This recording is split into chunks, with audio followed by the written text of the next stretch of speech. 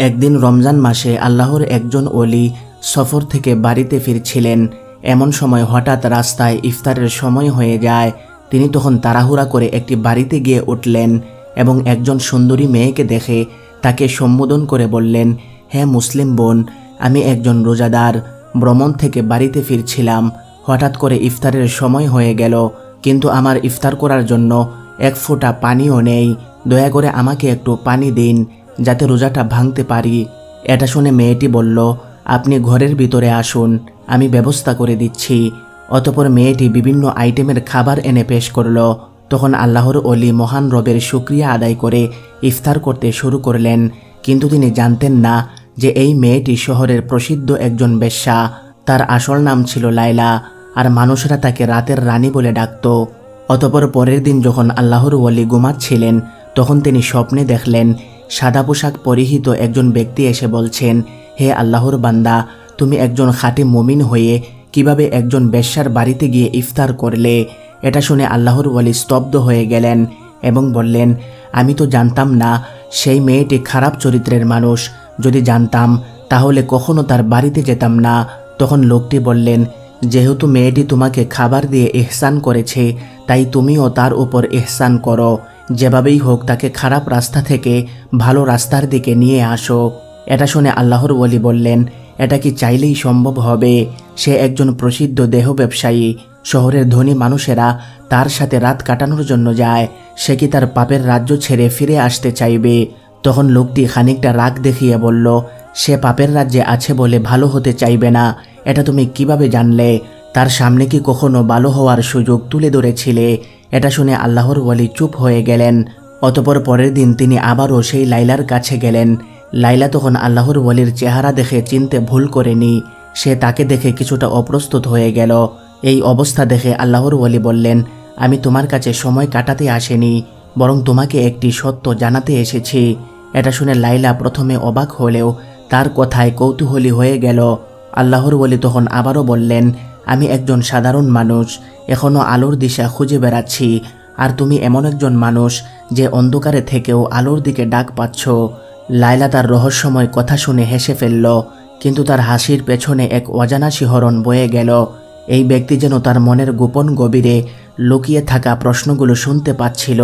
অতঃপর তিনি এক টুকরো কাগজ লাইলার হাতে দিয়ে চলে গেলেন। সেই কাগজে লেখা ছিল, তুমি সৃষ্টি হয়েছ শুধু মানুষের বিনোদন দেওয়ার জন্য নয়, তোমার জন্মের উদ্দেশ্য আরও গভীর।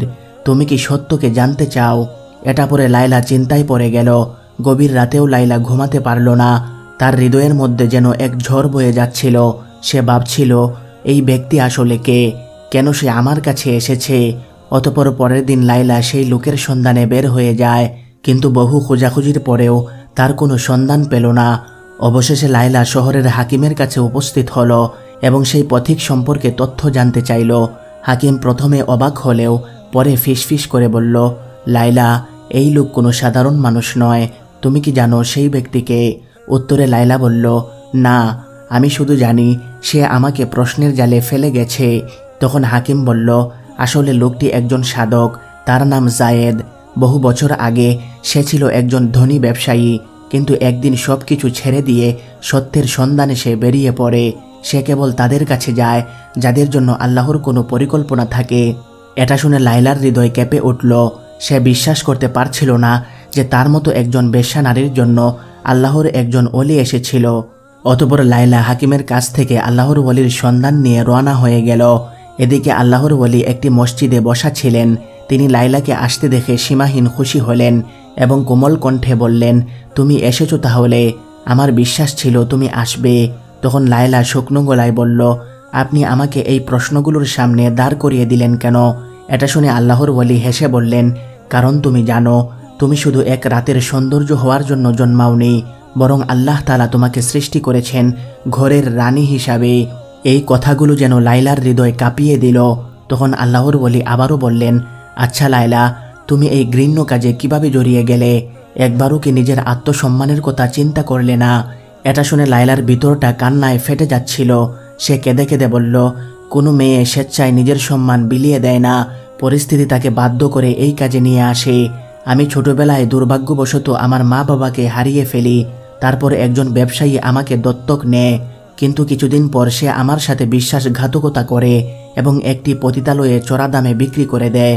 তারপর থেকে আমি একজন পতিতা। লাইলার কথা শেষ না হতেই হঠাৎ তাদের কাছে ছুটে এলো দুইজন অস্ত্রধারী লোক। তারা এসেই বলল, লাইলা তার পুরনো জীবনেই থাকবে, এই রাতের রানী কখনো আলোর পথ ধরতে পারে না।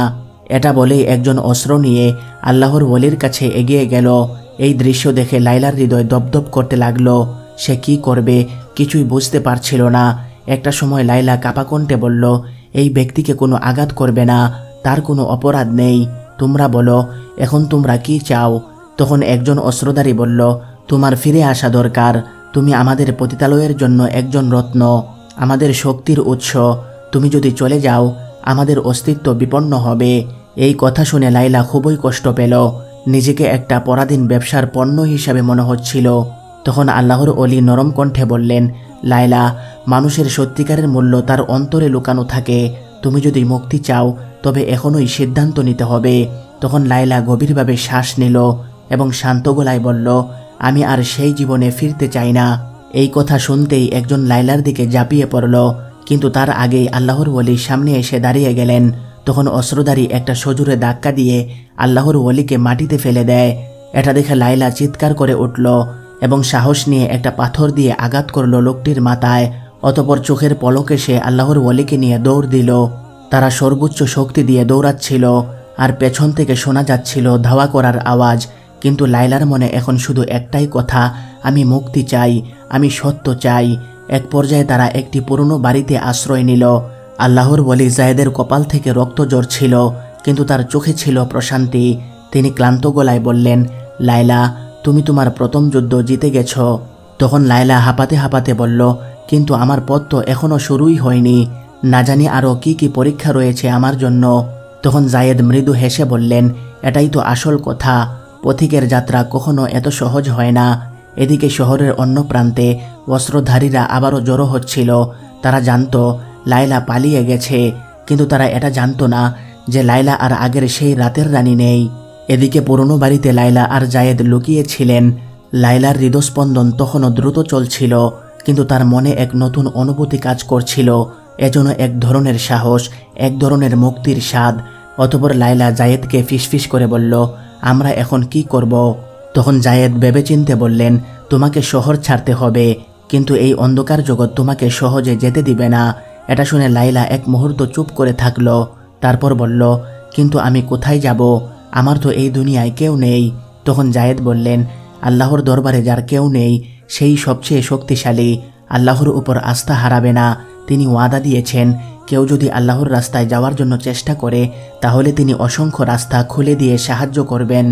অতঃপর তারা রাতের বেলা শহর ছাড়ার জন্য বের হয়ে গেল, কিন্তু কিছুক্ষণ যাওয়ার পর দেখতে পেল অদূরে এই সীমান্তে অস্ত্রধারীরা টহল দিচ্ছে। এই দৃশ্য দেখে লাইলা এক গভীর শ্বাস নিল। তখন জায়েদ অভয় দিয়ে বললেন, ভয়ের কিছু নেই, শহরের একটি গোপন সুড়ঙ্গ পথ রয়েছে যা অনেক পুরনো। তার ব্যাপারে কেবলমাত্র কিছু অভিজ্ঞ লোকই জানে। আমরা সেই পথ দিয়েই পালাবো, তুমি অযথা ভয় পাবে না। তখন লায়লা মুচকি হেসে বলল, কিসের ভয়? আপনি যেহেতু সাথে আছেন তাই ভয় পাওয়ার কিছুই নেই। তবে যেভাবেই হোক আমি মুক্তি চাই। অতঃপর তারা সুড়ঙ্গ পথ দিয়ে চলতে লাগলেন। কিছুক্ষণ যাওয়ার পর হঠাৎ পেছন থেকে পায়ের শব্দ শোনা গেল। অস্ত্রধারীদের কেউ হয়তো পিছু নিয়েছে। জায়েদ তখন লায়লার দিকে তাকিয়ে বললেন, এবার তোমার উপর নির্ভর করছে লায়লা, তুমি কি সত্যের পথে এগোবে নাকি আবার অন্ধকারে ফিরে যাবে? তখন লায়লা এক মুহূর্তের জন্য চোখ বন্ধ করে বলল, আমি আলো চাই, আমি অন্ধকারে যেতে চাই না। লায়লা কিছুক্ষণ চুপ থেকে আবারও ফিসফিস করে বলল, আমরা কি তাহলে ধরা পড়ব? তখন শান্ত গলায় জায়েদ বললেন, সত্যের পথ কখনোই সহজ হয় না, কিন্তু যারা আল্লাহর উপর ভরসা রাখে তারা কখনো হেরে যায় না। এভাবে চলতে চলতে সুড়ঙ্গ পথের ওই পাশে গিয়ে দেখল সামনেই রয়েছে একটি লোহার দরজা, যা কেবলমাত্র বাহির থেকে খোলা যায়। এটা দেখে লায়লা নিরাশ হয়ে বলল, এখন কি হবে? পেছন থেকে অস্ত্রধারীদের ধাওয়ার শব্দ আসছে। তখন আল্লাহর ওলি জায়েদ দোয়া পড়ে ধীরে ধীরে দরজার একটি অংশে বিসমিল্লাহ বলে ধাক্কা দিলেন। সঙ্গে সঙ্গে দরজাটি দপাস করে মাটিতে পড়ে গেল। তখন তারা আলহামদুলিল্লাহ বলে বের হয়ে আসলেন। তখন লায়লার হৃদয়ে কোরআনের একটি আয়াতের কথা মনে হচ্ছিল, যেখানে বলা হয়েছে, যারা আমার পথে সংগ্রাম করে আমি অবশ্যই তাদের জন্য আমার পথ খুলে দেব। অতঃপর তারা ক্লান্ত শরীরে মরুভূমির পথে দৌড়াতে লাগলেন। আর একটু সামনে গেলে হয়তো তারা তাদের নাগালের বাইরে চলে যাবে। এমন সময় লায়লা পিছন থেকে একটা আওয়াজ শুনতে পেল। পিছনে তাকিয়ে দেখতে পেল অস্ত্রধারীদের একটা তীর জায়েদের দিকে ছুটে আসছে। লায়লা তখন নিজের শরীরটা জায়েদের সামনে নিয়ে তীরটি নিজের শরীরে নিয়ে নিল। ফলে লায়লা ধপ করে মাটিতে লুটিয়ে পড়ল। তখন জায়েদ বিস্ময়ে চিৎকার করে তার দিকে তাকিয়ে দেখলেন যে রক্ত তার জামাকাপড় ভিজিয়ে দিচ্ছিল, কিন্তু লায়লার চোখে ছিল প্রশান্তি। সে বলছিল, আমি এখন মুক্ত, আমি অন্ধকার থেকে বেরিয়ে এসেছি। ঠিক তখন ওই মরুভূমির গভীর থেকে কয়েকজন রহস্যময় মানুষ এসে হাজির হলো। তাদের একজন জায়েদের কাঁধে হাত রেখে বলল, তোমরা সত্যের পথের যাত্রী, তাই আল্লাহ তাআলা আমাদেরকে পাঠিয়েছেন তোমাদের সাহায্য করার জন্য। অতঃপর তারা লায়লাকে একটি উটের পিঠে বসিয়ে দিল। তখন জায়েদ বিস্ময়ে তাকিয়ে বললেন, তোমরা কে? উত্তরে একজন বলল, আমরা সেই পথিক যারা আলোর দিশা খুঁজে বেড়ায়, এবং আজ থেকে লায়লাও আমাদের একজন। এদিকে অস্ত্রধারীরা দূর থেকে সেই অদ্ভুত পথিকদেরকে দেখে তারা দাঁড়িয়ে গেল। তারা আর এগিয়ে যেতে সাহস করল না। অতঃপর 3 দিন 3 রাত ধরে চলার পর তারা একটি ছোট্ট গ্রামে গিয়ে উপস্থিত হলেন। লায়লা তখন ফিসফিস করে বলল, আমরা কোথায় এসেছি? উত্তরে পথিকদের একজন বললেন, এটা হলো আশ্রয়স্থল, সত্য সন্ধানকারীদের জন্য একটা গোপন স্থান। অতঃপর লায়লা যখন গ্রামের ভেতরে প্রবেশ করল, তখন একজন বৃদ্ধা সামনে এসে বললেন, তুমি তো সেই মেয়ে যে অন্ধকার থেকে বেরিয়ে আসতে চেয়েছিলে। লায়লা তখন মাথা নিচু করে বলল, আমি জানি না আমি কি সত্যি এই জীবনের যোগ্য কিনা।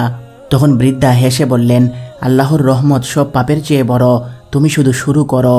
অতঃপর লায়লা সেখানে নতুনভাবে জীবন শুরু করলো।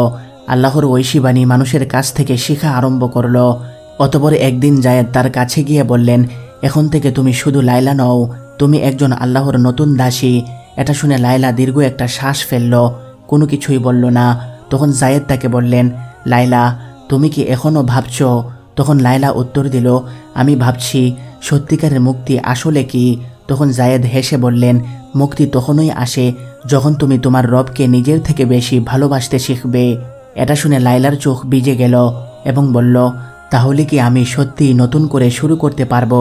উত্তরে জায়েদ বললেন, নিশ্চয়ই, কারণ আল্লাহ তাআলা যার অন্তরকে খুলে দেন তাকে কেউ বন্ধ করতে পারে না। অতঃপর একদিন লায়লা একটি গাছের নিচে বসে কোরআন পড়ছিল। এমন সময় জায়েদ তার কাছে এসে বললেন, লায়লা, আমরা দীর্ঘ সময় একে অপরের পাশে থেকেছি। তোমার সাথে এই যাত্রা শুরু করা আমার জীবনের অন্যতম শ্রেষ্ঠ সম্মান, কিন্তু এখন আমি তোমাকে একটি প্রশ্ন করতে চাই। লায়লা তখন হেসে বলল, ঠিক আছে, বলুন কি বলতে চান। তখন জায়েদ বললেন, তুমি কি আমার সাথে আল্লাহর পথে এই জীবনের বাকি সময়টি কাটাতে চাও? এই কথা শুনে লায়লার চোখে পানি টলমল করতে লাগলো। তার হৃদয়ে এক অদ্ভুত শান্তি অনুভূত হচ্ছিল এবং সে বলল, আমি অবশ্যই চাই। আমি চাই আল্লাহর পথে আমাদের এই পথ চলা অব্যাহত থাকুক এবং আপনি আমার জীবনের অংশ হয়ে যান। তখন জায়েদ মিষ্টি হেসে বললেন, তাহলে আমি তোমাকে আমার জীবন সঙ্গী হিসাবে গ্রহণ করতে চাই। তুমি কি আমার স্ত্রী হতে চাও? এটা শুনে লায়লা আবেগাপ্লুত হয়ে পড়ল। কিছুই সে উত্তর দিতে পারছিল না, কিন্তু জায়েদ তার মনের অভিব্যক্তি ঠিকই বুঝে নিলেন।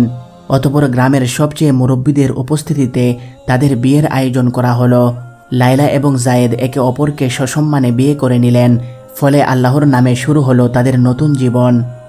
প্রিয় বন্ধুগণ, ভিডিওটি ভালো লাগলে একটা লাইক দিবেন এবং কমেন্ট বক্সে অবশ্যই আপনার মূল্যবান মতামত জানাবেন।